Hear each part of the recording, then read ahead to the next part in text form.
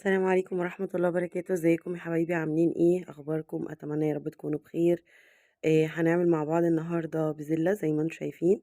باللغة العربية بازلاء عشان في ناس بتتريق على كلمة بزلة بيقولوا بسلة. المهم ان هي انا بقول عليها بزلة يعني.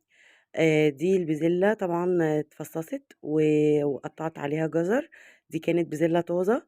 انا بجيبها وبعملها كده وبغسلها وبحطها ساعات في الفريزر، بستعملها من الفريزر يعني. لكن دي كانت طازة. فرمت بصلاية وحطيتها على النار بشوية زيت. ولو بتحبي تحطي سمنة في الطبخ بتاعك، حطي معلقة سمنة لحد ما البصلة يبقى لونها دهبي كده. وبعدين بانزل بالبسلة والجزر على البصل. دي أنا لمّا باكون مطلّعاها من الفريزر باسيبها شوية لحد أمّا تدبل. وبعد كده باحط الطماطم، صلصة الطماطم. لكن هي طازة، بس أنا برضه اديتها تقليبة كده بسيطة، ما سِبتهاش وقت طويل لحد أمّا يعني ما خدتش وقت على النار. وبعدين ضربت طماطم في الخلاط وصفيتها وحطيتها عليها. هنا أنا كنت باشوي لحمة. اللحمة بتاعتي شرايح، أنا باجيبها من وش الفخدة علشان ما تاخدش وقت في التسوية. دايمًا أنا باحب أعملها كده بتبقى سريعة على الجريل. ما بتاخدش تسوية خالص.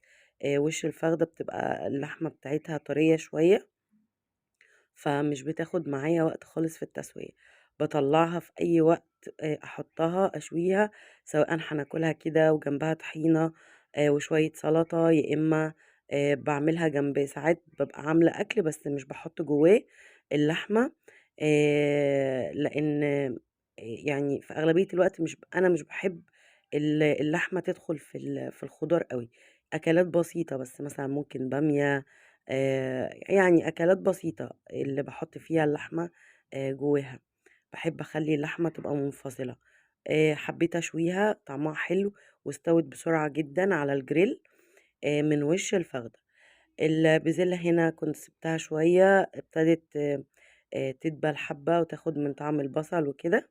وبعدين هاحط عليها الطماطم بتتضرب في الخلاط وبتصفّيها كويس علشان القشر بتاع الطماطم ما ينزلش في الأكل أهي.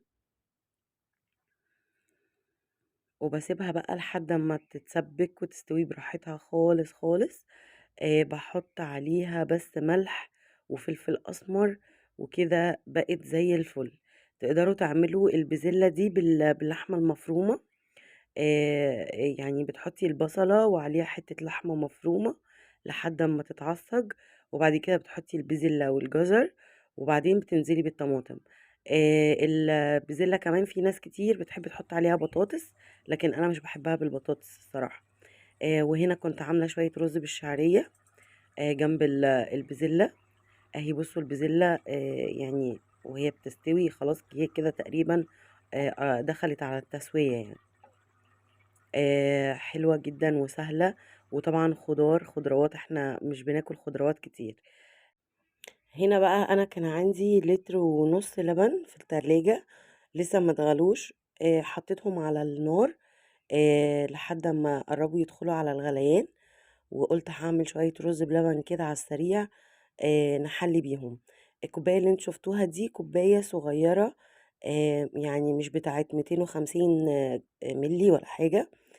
حطيت كوباية رز، أخدته طبعًا غسلته و وسِبته لحد ما اتصفّى. وبعدين رُحت نازلة بيه جوّه اللبن. لو الكوباية كبيرة شوية بتاعتِك هتحطي كوباية إلا رُبع، علشان ما يبقاش الرز كتير في اللبن. وبعدين أهم حاجة في الرز بلبن لمّا تيجي تعمليه تفضلي تقلّبيه دايمًا، يعني ما تسهيش عنّه لإن الرز بيكتّل في بعض. هنا كان الرز خلاص دخل على التسوية يعني خلاص بقى طري. حطيت فانيليا وكوباية سكر. عايرت بنفس الكوباية، الكوباية طلعت السكر بتاعها حلو جدًا مضبوط. طبعًا السكر ده حسب الرغبة، تحبي تزوديه أوي على حسب المذاق بتاعِك يعني. ما حطيتش نشا خالص. وطّيت عليه وسِبته يستوي براحته، وطبعًا كفاية النشا اللي جوّه الرز طلع في اللبن، وخلّاه تقِل كده بُصّوا باين في أطراف الحلة وفي المعلقة. كده كان هو خلاص استوى، وألف هنا وشفا، تحلية سريعة جدًا وأنا واقفة في المطبخ عملته. وأكلناه كان طعمه تحفة بصراحة، سريع وسهل، وما خدش منّي وقت خالص. طبعًا غرفته في الأطباق وحطيته في التلاجة، لو هتحطّي عليه زبيب وجوز هند تحطّي وبعد كده تحطّيه في التلاجة عادي، لكن لو هتحطّي أي نوع من أنواع المكسرات لازم تسيبيه لحد أمّا يبرد خالص، وبعد كده تبتدي تحطّي المكسرات بتاعتِك. أنا هنا حطيت بندق كسرته وحطيته. المكسرات لازم يكون بارد علشان ما يطريش الحاجة معاكِ، ما تبقاش المكسرات متحمرة، تحطيها على الرز وهو لسه سخن، تلاقيها طريت معاكِ وبقى طعمها مش حلو. وأهو كان شكل الطبق. ألف هنا وشفا، جربوه هيعجبكم جدًا. أتمنى يكون الفيديو عجبكم.